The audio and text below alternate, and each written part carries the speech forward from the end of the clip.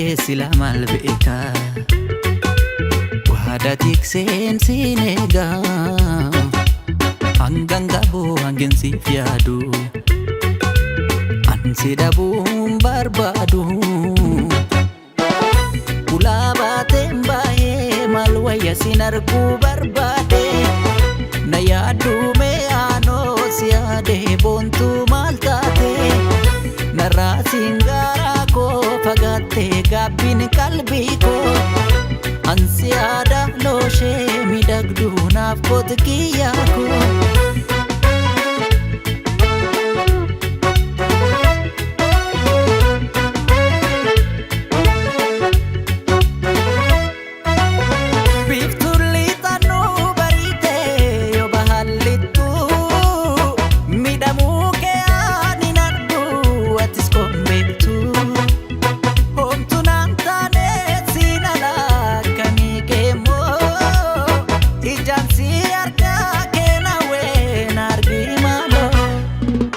Anwa maleen jennee kiyyaa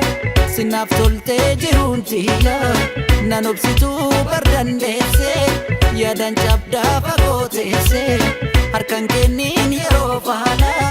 eenyuun qabaa eenyuun laalaa kana dhufaa yooman eegee sin kunuunsaa osoon beekee olmaaf jaalala kee wallaaleen gatii xiqqeessee kiyyaa koonaa simii demaloo danuun balleesse atuu waangoonee baarnan beeka mara argeera atiis gaabbii kootuu nabbiisi anis gaabbeera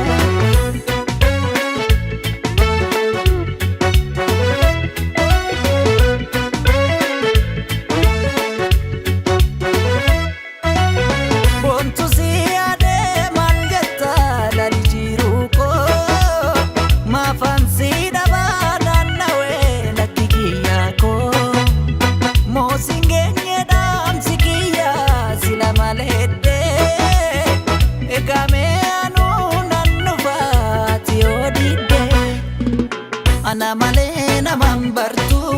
sabbanni keessin eeggatu dhifama koo fudhuun har'aa handadhabee cituuf sirraa abdii muriin meegonkumaa turtee dhuftuu sankeetumaa